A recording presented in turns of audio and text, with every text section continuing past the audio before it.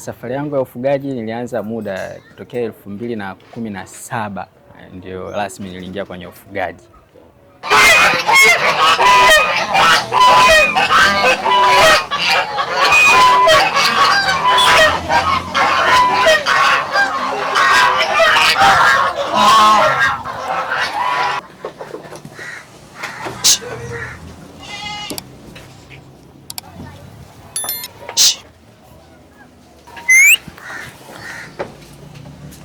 Binafsi napenda sana mifugo na nafuga vitu tofauti tofauti. Nafuga mbuzi wa kisasa na mbuzi aina ya gala na mbuzi aina ya boa. Ndo nazo aina nyingi nazo aina ya dopa, miti master, suki na kuku. Sasa kwenye hii kategori ya ndege pia nipo nafuga kuku wa kisasa, silki, brahma na mabata. Mabata nayo mengi kidogo, na bata bukini, bata mzinga, bata African, bata Chinese na vitu kama hivi. Taji rasmi nilianza nao alikuwa mkubwa sana, alikuwa ni hela ndogo. Na nilianza na bata bukini. Ila sasa mimi kwa kipindi kile wale bata kidogo walikuwa bei. Nilinunua bata 4 ndio nilianza nao. Changamoto vile mwanzoni wakiwa wanauma nilikuwa sijui. Pia nilikuwa sijui chakula gani cha kuwapa, nini kifanyike. Kwa hiyo mwanzoni kikweli nilipitia changamoto, lakini baada ya kukaa nao kwa muda mrefu kidogo nikawa najua sasa. Nikiona dalili hii, kwa mfano kama kuku, kwa tofautisha magonjwa yao na kwa wanajua labda kwa kinyesi. Ukiona kinyesi kinakawia sana, ukiona labda kinyesi yake kinachokaa, unakuwa unajua. Kwa hiyo kama ndege unakuwa unafahamu matatizo yao kutokana na kinyesi, au kama mafua unakuwa anapiga chafya, anavimba macho. Kwa kadri nilivyokuwa nakaa nao ndio nikawa najua sasa namna ya magonjwa yao, jinsi ya kuweza kuwatambua. Sijasomea chochote na kwa sasa hivi nimeshakuwa mbobezi, hawanishindi kwa chochote kile. Wakiwa wanaumwa wanajua, akiwa yuko vizuri najua, namna kama hiyo. Vyakula bora vya kupewa mbuzi, ng'ombe au kuku wetu vyote nafahamu, lakini yote kutokana na kukaa nao kwa muda mrefu unakuwa unajua.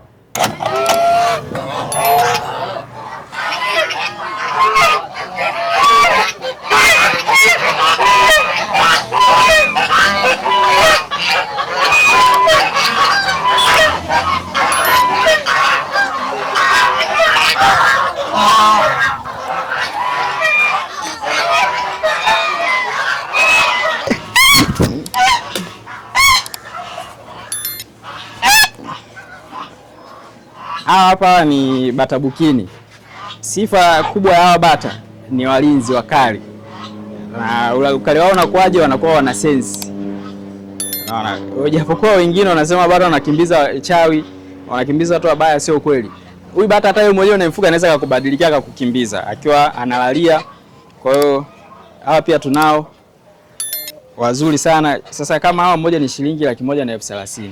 Ila sifa kubwa ya hawa bata ni ulinzi. Ni wakali, kwa hiyo wanakuwa wana sense. Kama usiku wakihisi sauti au wakisikia kishindo sehemu ambao wanapolala, wanaanza kupiga makelele. Kwa hiyo bata ni wazuri, hawaibiwi kiboya boya.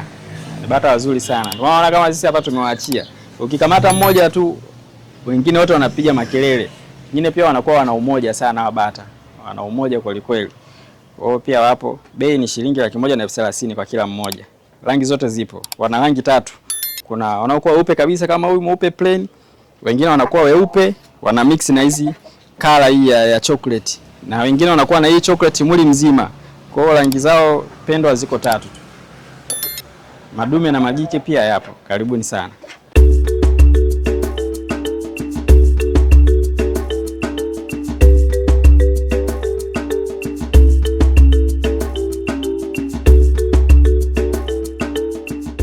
Kwa tulipotoka mpaka tulipofika tunashukuru Mungu, sababu unajua zamani kwa hatuna hata ile banda la gorofa. Lakini kadri wateja wanavyozidi kuwa na ndio tunavyozidi kutanua. Kwa hiyo miaka 5 mbele amtegemee tena kutuona hapa Mburahati. Lazima tuwe tuna shamba kubwa. Kwa sababu tutakuwa tuna vitu vingi sana. Tunajiona mbali. Ufugaji unataka moyo. Ufugaji hautaki sharobaro. Kwa sababu kuna time unafika unaweza kutambuza anajipu, bata anajipu lazima umtumbue. Vinyesi vitolewe. Sababu hapa eneo ni dogo, hatuwezi kuajiri wafanyakazi. Lazima tufanye wenyewe. Kwa lazima tusafishe mabanda. Kwa hiyo kama ukiwa ni sharobaro uwezi kuhandle, utafikiria jamii tanionaje? Sababu kama saizi asubuhi mkimkuta Ibra kwenye mihangaiko yake, yani ni mbuzi tu, sababu muda wote anapambana na mbuzi, lazima asafishe banda. Kwa hiyo hata ile perfume huwezi kuisikia kwa asubuhi, lazima umkute anasikika harufu ya mbuzi. Toka. Hey.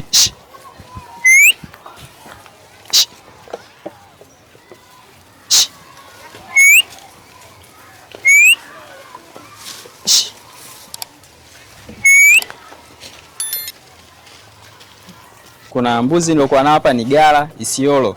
Na kondoo nilikuwa nao, kuna kondoo aina mbili, na kondoo aina ya Dopa na pamoja na Suki.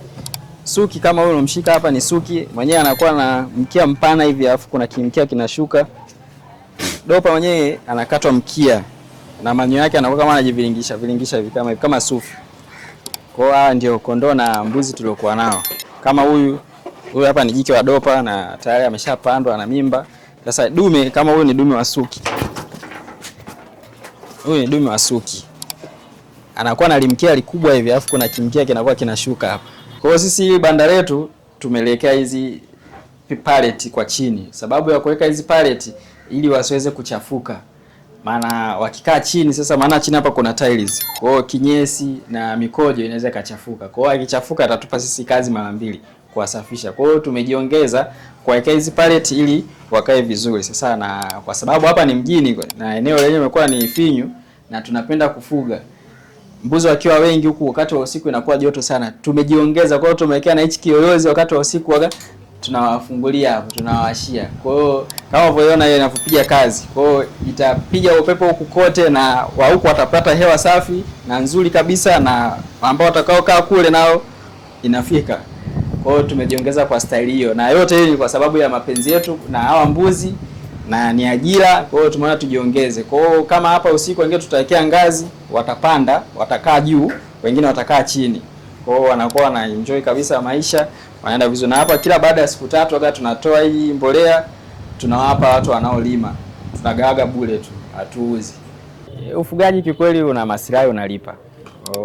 Na unalipa yani tuseme ukiwa nao makini, ukifuatilia vizuri mifugo. Fursa ipo kwenye mifugo. Hela ipo ya kutosha. Kwa hiyo vijana wenzangu wanaonisikiliza hapa na washauri, fugeni kuku, bata, wanalipa sana. Yaani wanalipa. Mimi sina kazi nyingine yote ninayotegemea zaidi ya hii mifugo. Na sioni kama nitapata kazi nyingine. Yaani ndio nimeshajikita huku kusitoki. Nipo sana huko. Kwa ukiwa nayo serious tu, fursa ipo kubwa.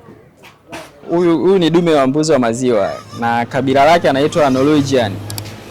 Norwegian sifa yao kubwa ni maziwa, anatoa maziwa. Majike yake anakamuliwa. Kwa hiyo jike anaweza katoa lita 2 mpaka lita 3 kwa kumkamua. Wengine ni warembo, wanavutia kama unavyoona, wanakuwa kama vile mbwa wa kizungu, wanakuwa na manyoya mengi sana. Ila manyoya sasa ili uyapate hivi ni mpaka atunzwe vizuri. Ukimtunza vizuri anaenda vizuri. Na hili dume na hapa sasa alipo na miaka 4. Umri wake ni miaka 4. Kwa kama huyu naye ni jike wake, kama unavyoona naye anakuwa na manyoya mengi. Wanavutia sana. Kumbukumbu kama kwenye mifugo, kwenye chanjo na diary waga najua. Mfugo ukitotolewa labda leo nakuwa na upangia ratiba kamili ya chanjo, au mbuzi akizaliwa leo waga na watengea ratiba kamili, kwa sababu kama mimi mbuzi wangu ninachokifanya huwa kuna sindano za homoni na wachoma. Kwa hiyo nikishawachoma wanakuwa wanapandwa wote kwa mara moja.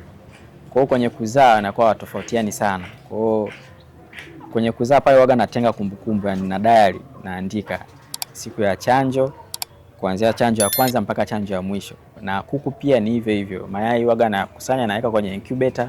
Nikiweka kwenye incubator yakishatoka vifaranga vikiwa vingi, kama kwenye incubator waga napishanisha kila baada ya siku 5 ndo naweka mayai. Maana yakizidi siku 7 inakuwa changamoto kutoka. Kwa hiyo mayai waga nayapishanisha kila baada ya siku 5. Na vifaranga vikishatoka pia hivyo hivyo nakuwa naviwekea diary, kwenye diary pale naandikia chanjo zao. Kuanzia chanjo ya kwanza mpaka chanjo ya mwisho. Kwa hiyo kwenye upande wa chanjo huwa unisumbui.